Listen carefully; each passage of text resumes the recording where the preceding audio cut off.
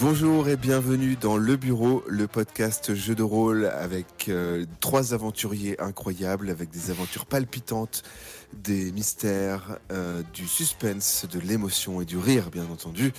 Autour de la table, comme d'habitude, à ma gauche, il y a Fred, alias Michel Delaplasie. Comment ça va, Fred ? Ça va bien et toi ? Nickel. En face de moi, il y a Jean-Claude Tromblon, c'est-à-dire Boag. Comment ça va, Boag ? Bah ça roule. Ça roule. Et à ma droite, l'inénarrable Colombo Magré, c'est-à-dire Cole. Comment ça va, Cole ? Bonsoir. Merci encore d'être fidèle à notre émission. On n'a vraiment pas mis l'accent sur la publicité pour le moment et on se laisse porter. Et c'est cool d'avoir des gens qui nous écoutent régulièrement comme ça, autant de gens. Et n'hésitez pas à nous faire des petits retours si vous en avez. Le dernier épisode, on s'est arrêté à la sortie de la gare Saint-Lazare. Nos 3 aventuriers venaient de terrasser la Méduse qui avait pris Jean-Claude Tromblon dans ses griffes. Et je crois que c'était Michel qui lui a collé une balle en pleine tête. Bien joué, Michel. De rien. Vous sortez de cette gare.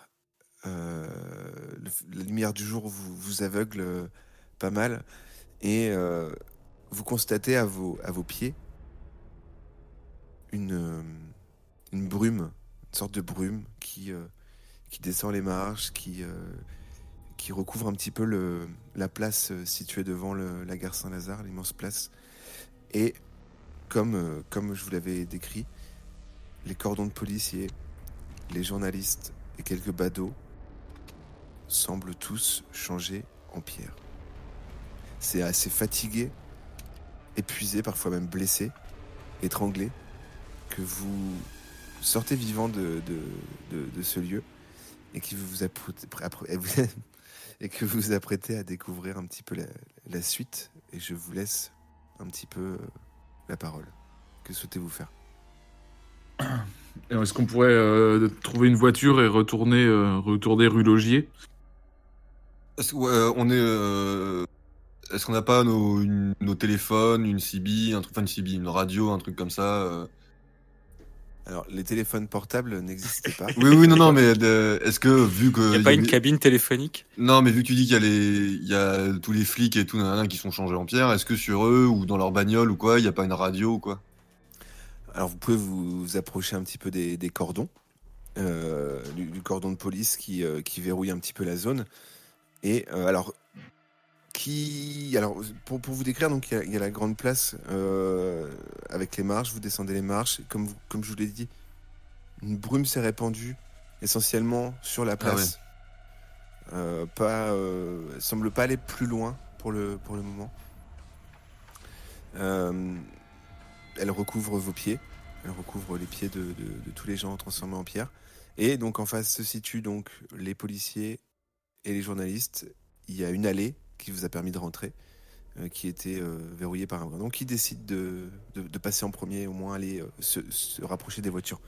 Attends, mais juste un truc que j'ai pas compris. Les flics et les journalistes, ils sont figés aussi ? Ouais. Oui, d'accord, ok. Moi, j'avance si vous voulez. Donc, n'écoutant que son courage, Colombo Magré progresse vers le... En me couvrant la main, la bouche, en mode Covid pour éviter la mouille. D'accord. Faut éviter de Colombo, pas trop en donc, respirer parce que bon, j'imagine que c'est dangereux. Soulève le cordon de sécurité, passe à côté de toutes les statues. Qu'est-ce que vous faites, vous, Michel et Jean-Claude ? Est-ce que vous suivez ou vous Moi, je le restez... tue, moi. Ouais, moi aussi. Alors, On va rester groupés. Vous avancez, vous longez les statues. Qui est-ce qui... Alors, Jean-Claude en 2e, Michel en 3e ? Ouais. Très bien. Michel, je vais te demander de faire un dé d'observation, s'il te plaît. Tu as 60. Je fais 21. 21. Tu peux pas t'empêcher au passage le long des statues de les regarder. Et tu aperçois, ou tu sembles apercevoir au passage, un mouvement d'œil, ou en tout cas quelque chose qui te fait te dire que au niveau des yeux, il y a quelque chose d'humain derrière cette statue. D'accord. Vous continuez? Ou est-ce que tu arrêtes le groupe? Bah, je vais peut-être déjà les informer, simplement que j'ai l'impression que l'œil a bougé ou que je détecte de la vie au travers Ils de sont cet œil. observés par les statues. Est-ce qu'ils peuvent cligner des yeux? À voir si vous vous arrêtez proche, il faudra se rapprocher des statues un peu Ah plus. ouais, non, non. Je sens qu'on va les regarder dans les yeux, il va se passer un truc, les statues, ils vont être là. Vous vous arrêtez pas? Si, aussi. Non, mais Ah, c'est pas obligé. Faut que Michel il nous prévienne, mais oui. Enfin, je sais pas. Bah, je vous préviens, j'ai vu une statue, enfin, je viens d'observer une statue et j'ai l'impression que ça vit à l'intérieur, qu'on nous observe. Mais ça, c'est juste que t'es choqué de ce qui vient de se passer, Michel, sois rationnel. Ok. Ah, tu veux qu'on regarde de plus près? Est-ce que les autres statues sont comme ça? Ou il y a que elle? Bah, faudrait qu'on observe les autres statues pour savoir. Alors, vous pouvez vous choisir chacun une statue si vous souhaitez. Mais moi, dans la voiture où je me dirige, y a pas quelqu'un? Alors, dans la voiture Ouais, où tu te peut-être. diriges, en effet, il y a quelqu'un assis avec la radio dans la main Putain, j'aurais dû me taire. et le talkie-walkie de la police à l'intérieur de sa main en pierre. Il est en Pierre le talkie aussi? Non, le talkie, non. Non, d'accord, ok. Bah, du coup, je vais essayer de regarder le visage de cette statue qu'elle est dans la voiture. Enfin, j'imagine. Alors, tu te rapproches. Alors, on va faire un scope d'abord sur Colombo. Tu es devant la voiture, tu as ouvert la portière et enfin, elle est entrouverte. Tu ouvres un peu plus grand la portière, tu vois cet homme, ce policier assis sur le siège conducteur avec le talkie-walkie dans la main. Quels sont tes GS? Qu'est-ce que tu fais? Bah, je vais me enlever le talkie de sa main, voir si je peux le... D'accord. Donc pour image, il est sur sa main droite, donc il va falloir que tu l'enjambes au Ouais. moins, ou tu... Bah, je tends le bras, quoi. Ok. Tu tends le bras vers le talkie-walkie et sonne petite résistance. Je vais et ouais, du coup... J'essaie d'appuyer sur les boutons sans lui enlever, voir s'il y a quelqu'un au bout, si je peux changer la fréquence ou quoi, essayer de contacter quelqu'un avec. Tu peux pas, il y a vraiment sa main autour. Par contre, avec un jet de force, tu peux essayer de tirer. Je vais lui péter la main, c'est sûr. T'as 20 en force. C'est pas grave. Y a rien dans la voiture, y a pas une radio intégrée dans la bagnole et Et tout. si c'est une question, moi je te le pète le bras, le truc. Ah, hein. non, en fait. Bon, vas-y, je teste du coup. J'essaie de tirer un peu le talkie pour essayer de... Tu veux y aller un peu minutieusement. Ouais, voilà, quand même. Ok, t'as 20 en force. Alors, c'est indécent, du coup? Ouais. 20 en force, j'ai 20 en force? Ah ouais. Oh! Ah non, c'est pas le mien, putain. 76. Alors, tu ne contrôles absolument pas ta force. Ah, mais t'es Et en sûr. tirant le talkie-walkie, tu lui arraches le bras. Ah, le bras, carrément. Oh, oui. Ouais. Giclée de sang sur le pare-brise partout. Et tu constates en effet qu'à l'intérieur, il y avait un policier. Il y avait un policier. Et tu te retrouves avec dans la main un talkie-walkie et un bras. Du coup, ouais, le talkie, je peux toujours pas le récupérer. Bah, si tu arrives à l'enlever, mais là, t'es le bras qui est venu avec.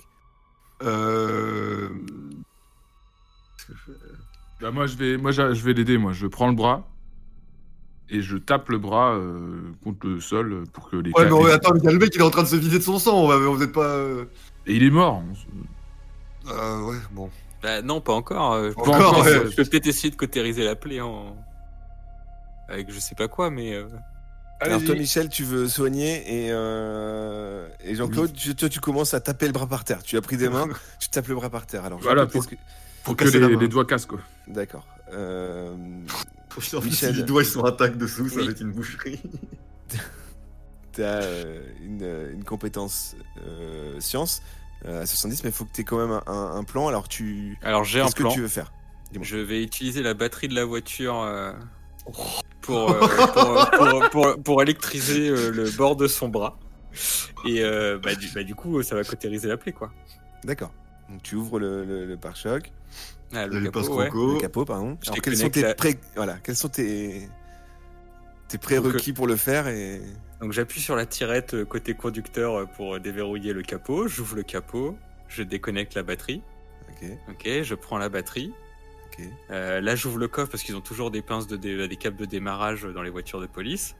Par chance, il y a des câbles. Ouais, je connecte sur le moins, sur le plus, et puis après, de part et d'autre de son bras, je mets les deux autres pinces croco, et du coup, le courant va passer d'une borne à l'autre en chauffant cette partie-là et cautériser la plaie.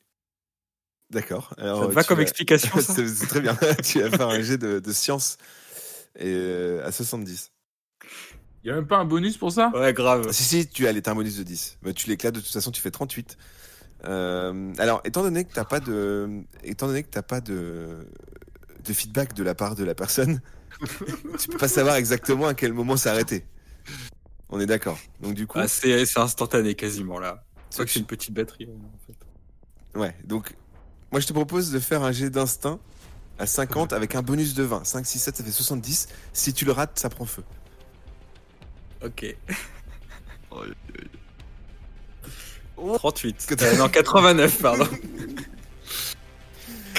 Alors, t'as laissé un peu trop le câble branché sur son bras. Ça pue pour griller. Et ça commence à s'enflammer sec à l'intérieur de la statue.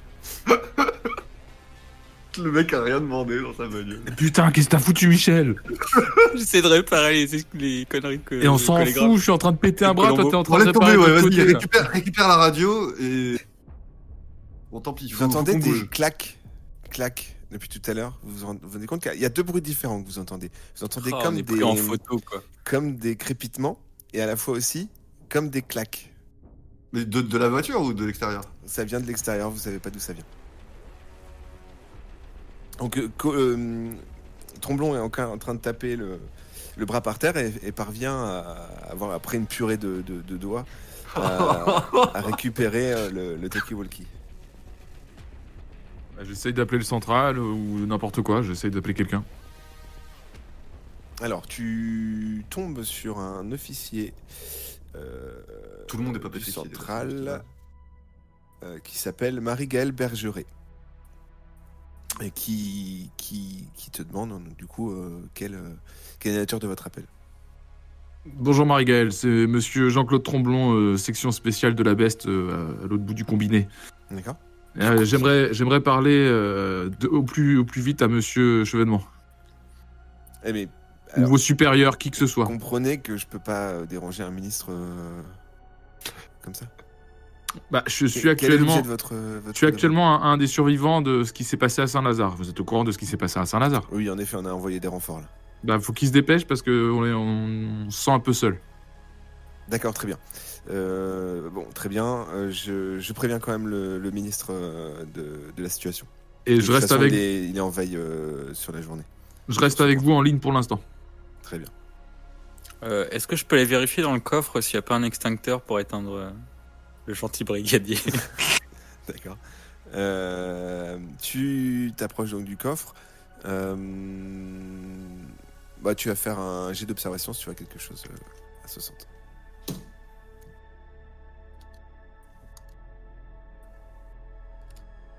« 62. Oh. Il y a un verre d'eau. Malheureusement, il n'y a rien d'intéressant dans le coffre qui va te permettre d'éteindre ce feu, qui continue là où il y a une grosse fumée noire qui commence à prendre. Et puis ces vêtements qui prennent feu à l'intérieur de la coque en pierre. Tout le temps, vous entendez des craquements et Colombo qui est resté proche de la personne ici distingue du sang couler de ses yeux pendant que la coque craquelle un petit peu.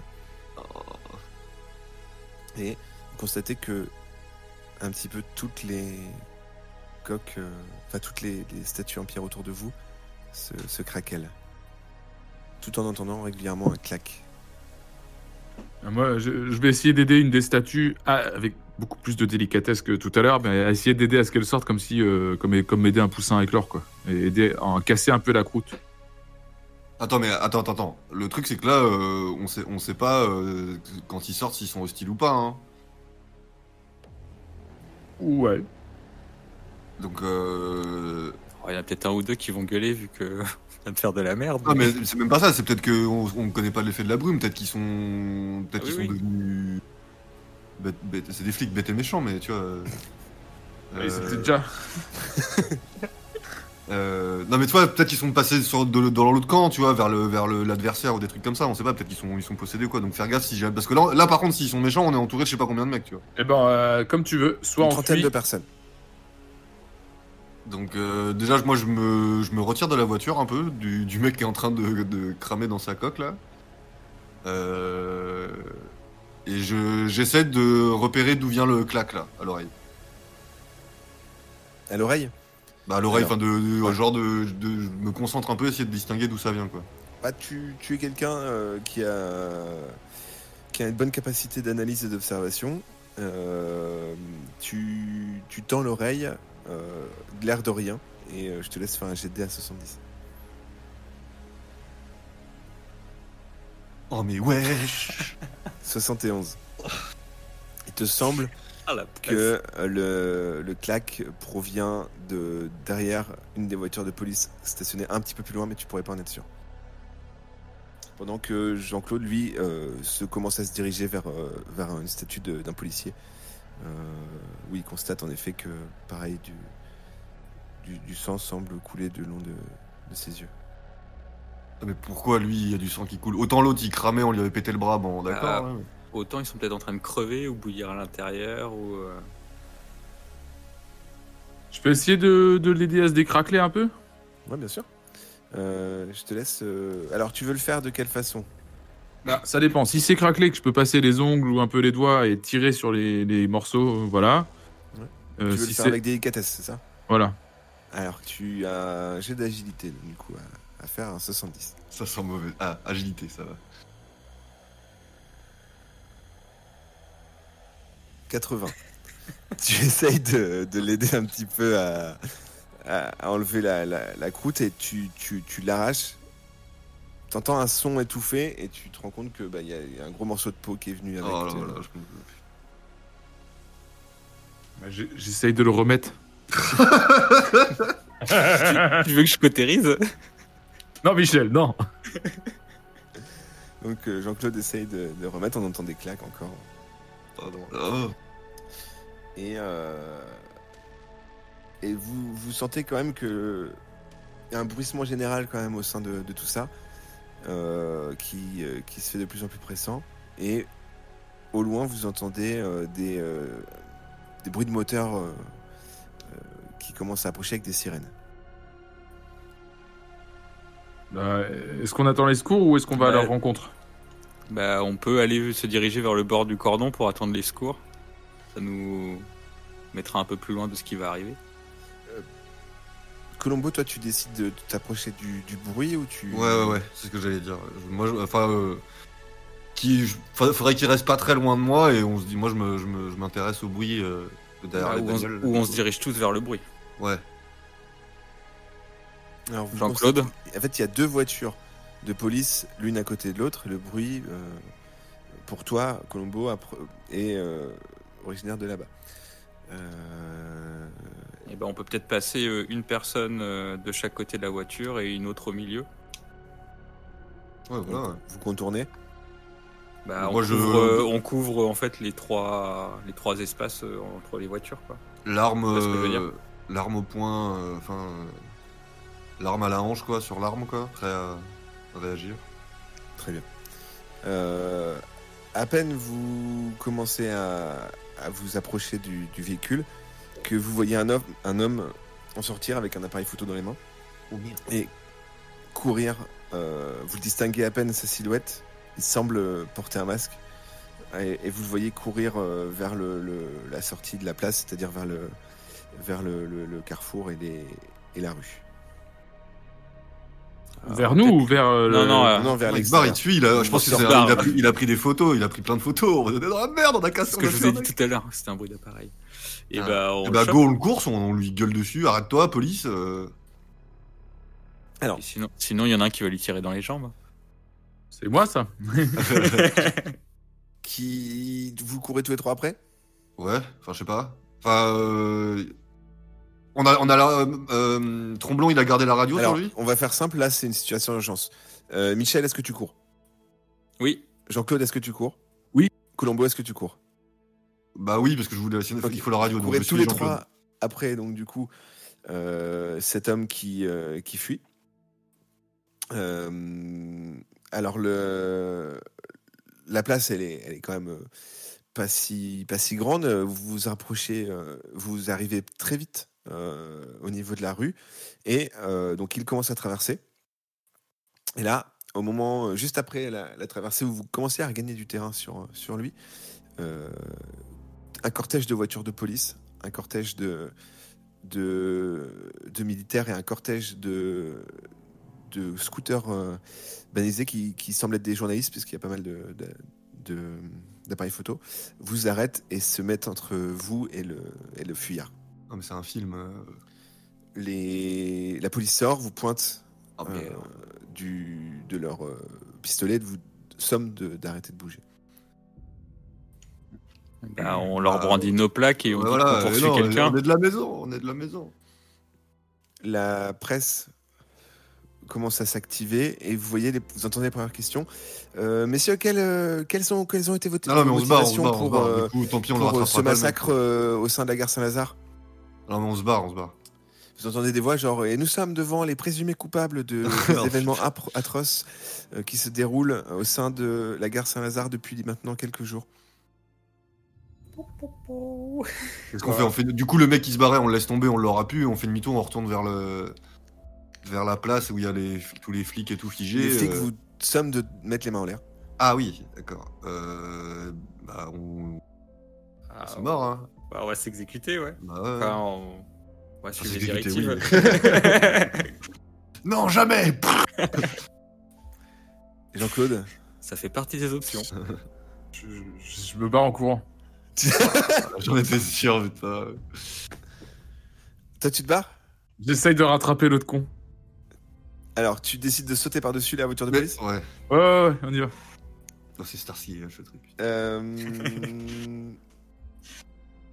Tu vas me faire un jet d'agilité dans un premier temps pour voir si tu arrives à passer par-dessus le capot de la voiture au travers des gardes. Enfin, au travers des policiers. 81. L'aventure s'arrête ici. Jean-Claude Trombon, les bras en l'air.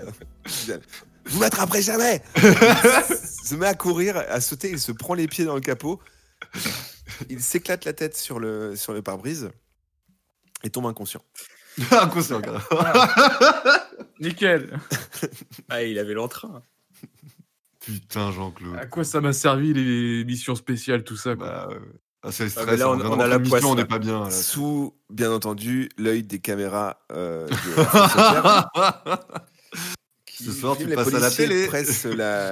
Il presse la presse de se reculer. Vous entendez qui récupère les bandes.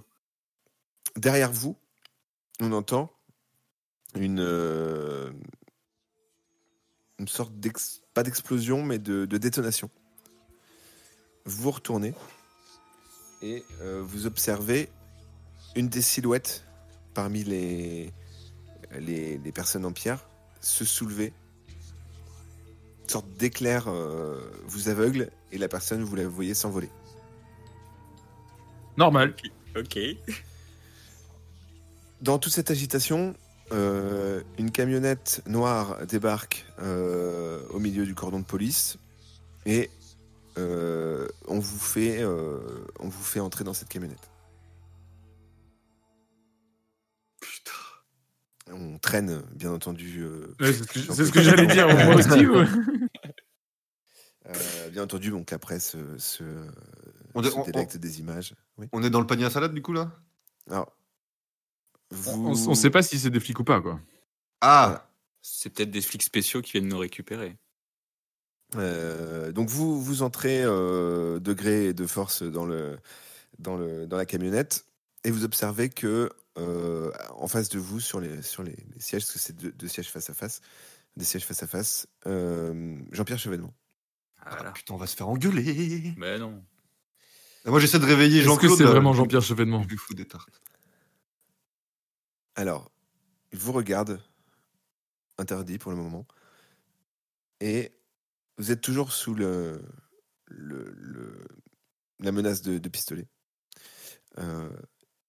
Il vous demande qu'est-ce qui s'est passé à l'intérieur de la gare Saint-Lazare. Oula. Tellement de choses. En résumé, faites-moi un résumé. Est-ce que je dois vous croire? Est-ce que... Attendez, mais on peut pas attendre d'être au bureau pour faire ça bien un vrai débrief et tout? Ce qui va se passer, c'est que pour le moment, en France, vous êtes grillés. La presse, les médias ont relayé des images, ont relayé des choses de vous qui, en fait, dévoilent un passé trouble. On vous a vu à une réunion, des photos de vous en compagnie de personnes masquées avec des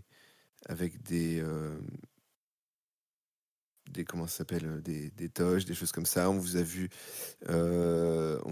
entrer dans la gare Saint-Lazare. Et là, je peux vous assurer que la presse qui va filmer un petit peu ce qui se passe dehors va valider un petit peu la théorie du complot, comme quoi vous êtes au moins en partie à l'origine de toutes ces disparitions et tous ces massacres qui peuvent y avoir et ce qu'on va découvrir à l'intérieur de la gare Saint-Lazare. Parce que vous êtes les derniers entrants à l'intérieur.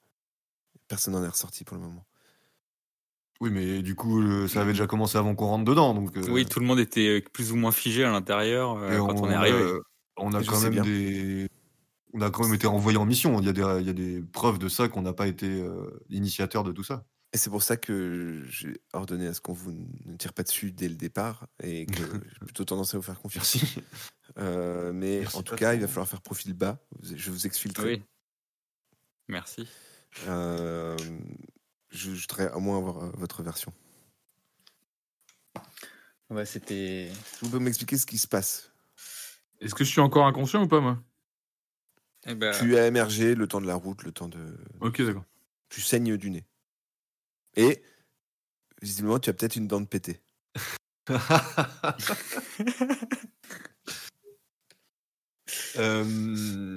qui fait que tu as un point de charme définitif en moins.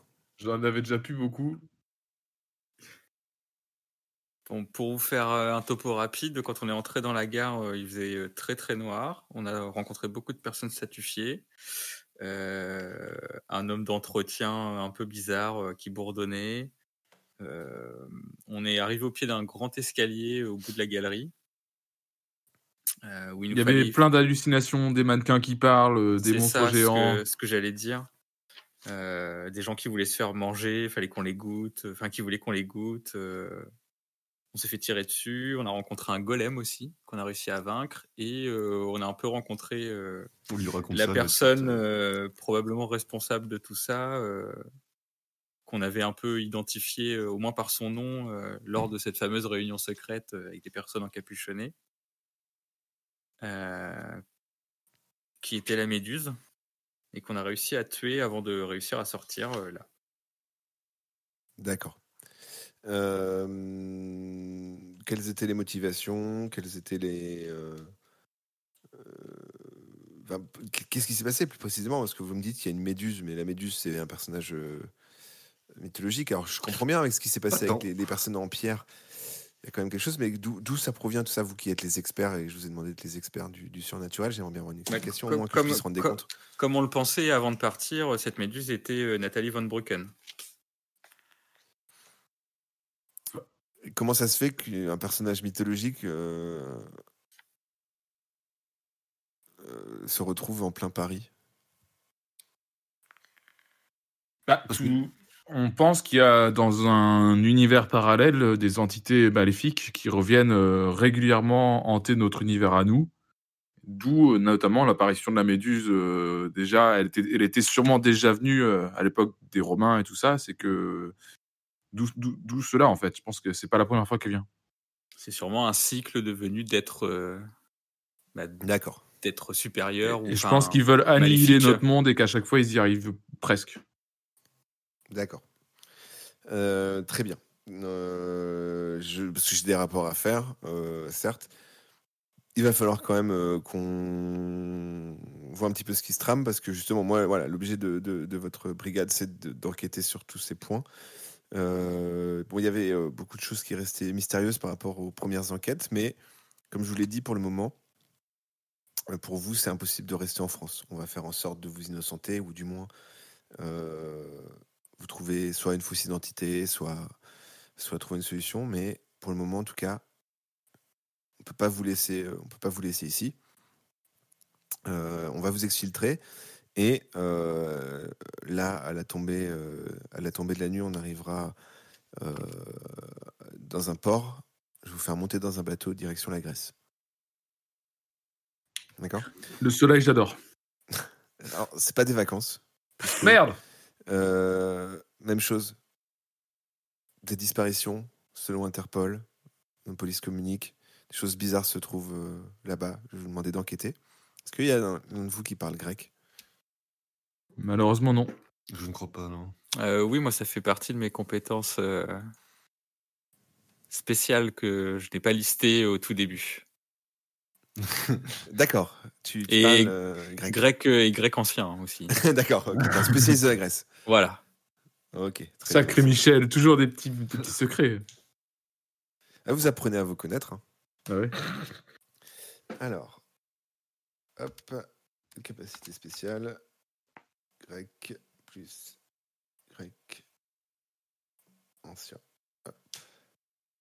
Je vais vous demander, parce que là, on est en communication, il y a des agents à moi qui vous attendent à Ouistreham. Vous emmenez là-bas et on va vous faire monter dans un bateau qui va donc directement pour la Grèce. En attendant, Ouistreham, c'est pas le plus simple. Ah bah écoutez, on va être dans un port très peu utilisé. Le Havre est un petit peu trop gros pour ça. Et évidemment, moi je ne peux pas jouer contre les polices de France. Je suis obligé d'être transparent. Donc, on va changer votre identité pour le moment. Pour passer sur ce bateau, on va vous faire une fausse identité et un faux motif. Au moins juste pour le temps du trajet, parce que vous allez devoir passer inaperçu. J'ai demandé à chacun d'entre vous de vous inventer un nom, un métier et l'objet d'un voyage en Grèce. On va commencer par Colombo Magret. Après, si jamais vous ne trouvez pas de nom, je peux vous en attribuer un, mais si vous préférez, pour jouer le personnage, est-ce que vous voulez je vous laisse un petit peu de temps de réfléchir? Ouais. Attends, je sais pas comment. Bah, je suis un touriste français qui. Je suis un tour opérateur pour une agence de voyage français qui repère des cycles de croisière en Grèce. C'est pour ça que je prends le bateau. Est-ce que vous souhaitez faire en sorte que vous soyez tous les trois ensemble, ce qui peut éveiller les soupçons, mais qui peut vous faciliter la vie, ou alors vous êtes trois personnes complètement différentes? Moi, je suis Jean-Luc Dupont. Et très original. Bah, foutez pas de ma gueule, c'est mon vrai nom. Et je suis professeur d'histoire et je vais organiser un petit voyage pour mes élèves. Il faut que je fasse un petit repérage avant d'envoyer mes élèves n'importe où. D'accord. Donc un professeur d'histoire, un tour opérateur, avec l'ouverture de l'Europe, finalement c'est plutôt bien. Et vous, Michel? Je vais m'appeler Hubert, je sais pas comment. Hubert Yves. Hubert Hiver. Oh, Hubert Yves, je sais pas. Comme vous voulez. Hubert Yves. Non mais tu couperas du coup. Voilà. Hubert Yves. Très bien, monsieur le français. Et moi, attends, j'ai pas donné de nom, je sais pas. J'ai pas donné de motif, moi.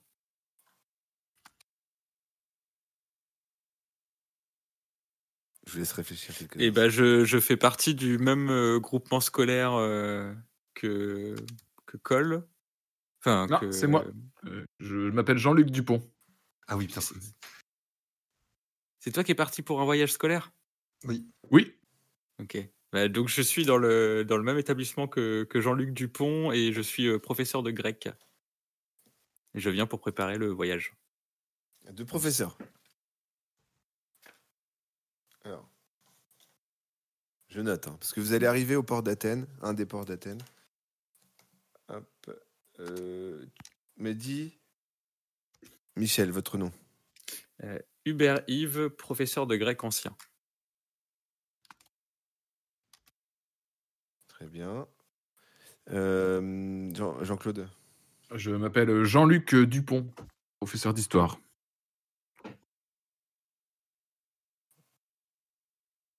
Ok. Et Tromblon. Et Magré, pardon.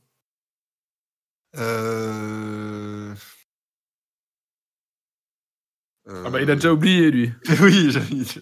Olivier Mime.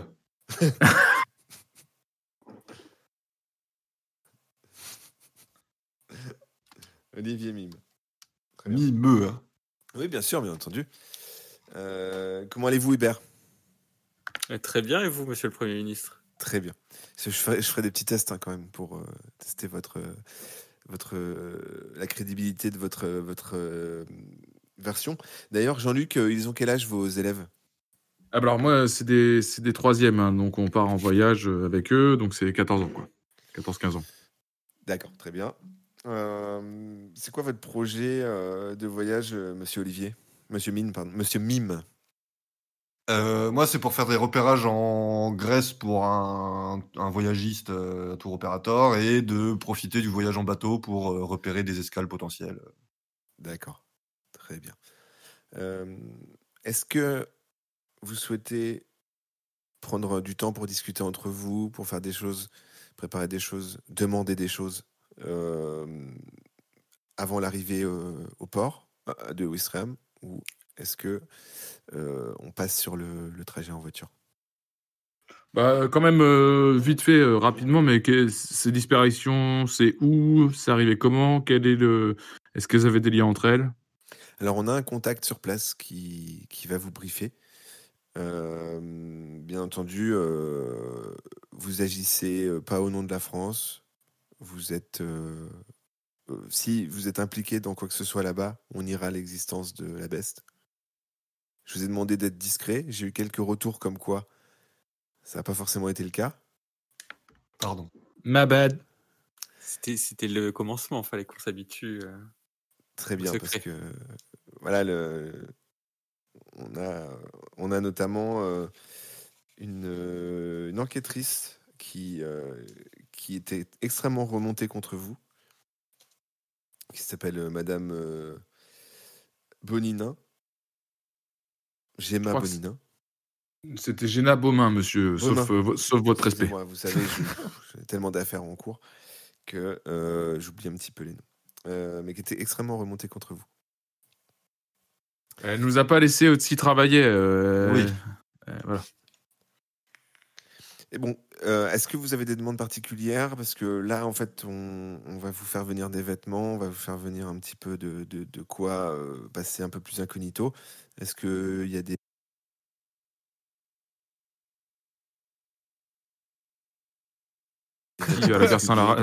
Personne n'a nourri mon chat et je sais. Et je sais pas comment il est, donc je voyais quelqu'un à mon appartement nourrir mon chat. D'accord, bah, je demande de diligenter Et les choses qui étaient dans nos des agents. bureaux. Qu'est-ce que vous souhaitez? Bah, quelques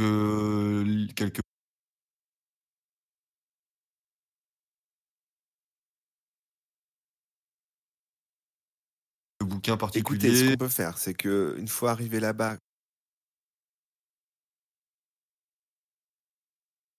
quand vous aurez un endroit où vous allez dormir, ce que je vous propose, c'est de vous faire livrer tout ça. Il faut juste que vous choisissiez ce que vous vouliez, parce que je ne vais pas vous ramener un bureau entier à Athènes.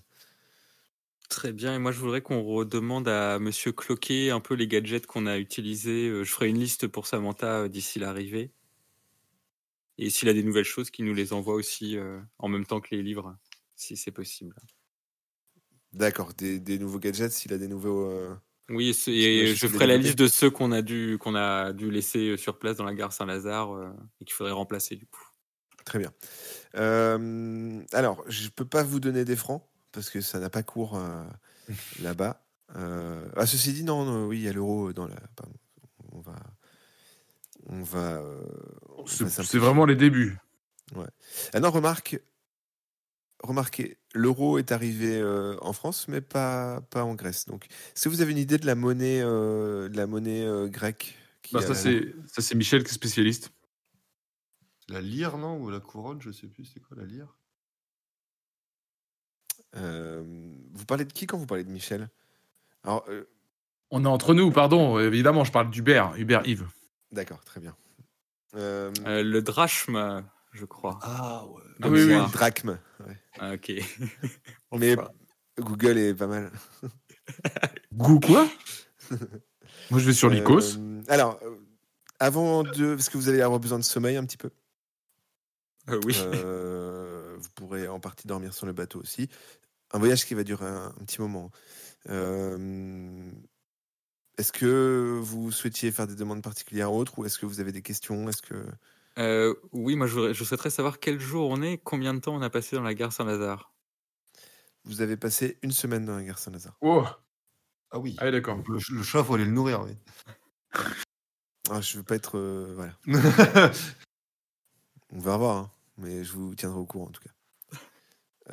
En tout cas, pendant votre absence, en effet, les médias ont eu le temps en fait de commencer par se demander ce qui se passait, s'interroger sur votre présence, fouiller un petit peu dans vos vies. Vous avez enquêté auprès du gardien d'immeuble de Nathalie Van Brucken, qui a parlé aussi. Alors, on a démenti la version comme quoi vous faisiez partie d'une unité, mais bon. Voilà, ça a été un peu évoqué dans la presse. Et oui, en tout cas, pour le moment, c'est pas qu'on vous tient responsable, mais moi, je vais être obligé de faire en sorte de faire croire qu'on vous interroge en interne et que vous êtes prisonnier pour le moment. Et dernière question, il s'appelle comment notre contact sur place? Vous verrez. Pour le moment, alors attendez, je vais regarder. Hop. Ah, votre contact en Grèce, il s'appelle Miros Aliagos.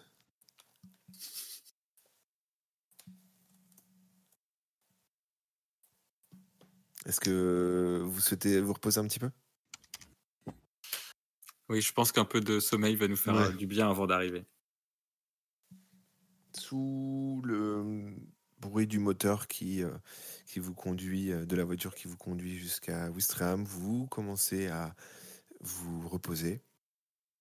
Et sur le trajet,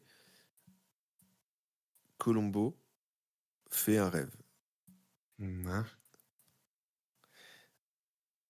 Tu te situes dans un bureau. Tu sembles dans ton rêve t'éveiller dans un bureau. Et tous les murs sont en flammes. Il y a un homme de dos debout dans la pièce. Qu'est-ce que tu fais? Je suis dans mon rêve là, oui d'accord. Je m'approche de lui, j'essaie de voir qui c'est. C'est un homme. C'est assez nébuleux parce que du coup t'es dans un rêve, donc tu distingues pas forcément son visage, tu vois juste que c'est un homme avec une cravate de couleur qui te tend un pistolet et qui te dit tue-moi. D'accord. Je prends le pistolet et j'essaie de regarder un peu plus ce qui se passe autour de moi, les murs en flammes, est-ce qu'il y a une porte dans la pièce, Il y a une porte, unique dans cette pièce qui ressemble à un cabinet. Il y a des livres qui sont en train de brûler, un un canapé qui aussi commence à brûler. La fenêtre, tu vois que la nuit au travers de la fenêtre. D'accord. Et l'homme te dit, si tu veux t'en sortir, tue-moi.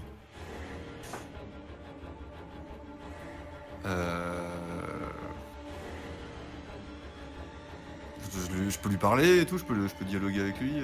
C'est ton rêve. Le sol commence à prendre feu. Ah. Les flammes se rapprochent. Tu as encore la possibilité d'aller te diriger soit vers la porte, soit vers un peu plus proche de l'homme, mais tu commences à être entouré par le feu. Je vais vers la porte. Tu vas vers la porte. Qu'est-ce que tu décides de faire? Bah, j'essaie de l'ouvrir et si elle s'ouvre pas, j'essaie de tirer dans le verrou avec le pistolet. Tu attrapes la poignée de la porte et une chaleur intense te brûle la main et tu te réveilles. Ah, d'accord. En scrutant ta main et en constatant qu'il y a une brûlure à l'intérieur de ta porte et tu perds 1 point de vie permanent.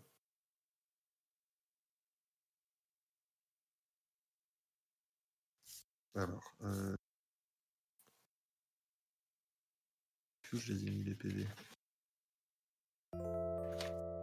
Le soleil se lève sur la côte normande. Se couche sur la côte normande.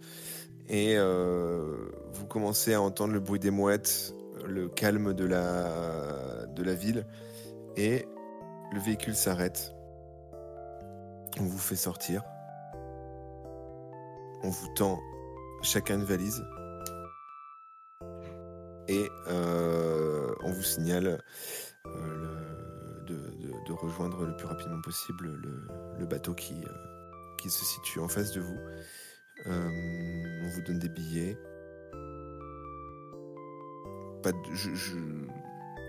Est-ce qu'avant d'embarquer, vous souhaitez faire quelque chose en particulier au sein de la ville ou le bateau s'en va dans un quart d'heure. Vous avez un quart d'heure. Pas le temps de faire grand chose du coup. Non, il faut mieux pas le rater. Ouais. Moi, je m'allume une cigarette et je regarde dans le vague ce soleil qui se couche et je repense à ma vie, à ce que j'ai vécu avec un regard songeur et les cheveux dans le vent. Et c'est ainsi que Jean-Claude allume une cigarette, repense à tout ce qui a pu se dérouler, se demande de quoi sera bien fait son avenir. Sera-t-il capable de rentrer en France? Va-t-il rentrer en France? Va-t-il survivre à ce voyage en mer? C'est des questions en tout cas dont on aura possiblement la réponse dans le prochain épisode, la semaine prochaine.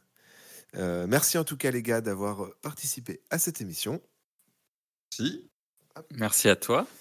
Je vous donne rendez-vous dans une semaine. C'est un épisode un peu moins mouvementé, un petit peu. Après tout ce qu'on a vécu, c'est bien aussi. Hein. Voilà, un peu plus calme. En tout cas, vous êtes fichés en France pour le moment. Ouais, on a compris. Il va falloir apprendre la langue grecque pour ceux qui le peuvent. Et en tout cas, vous pouvez au moins vous reposer sur Michel qui visiblement a utilisé une de ses capacités spéciales. Je veux pas vous spoiler, mais vous voyagerez un petit peu dans le monde entier, donc au bout d'un moment, cette technique ne marchera plus. Mais certes, vous parlez quand même tous 2 langues, donc vous pourrez vous en sortir un petit peu. Merci encore, merci à ceux qui nous écoutent. On vous dit à la semaine prochaine, et soyez sages. C'est le pire out de radio. Ciao tout le monde. Ciao. Ciao.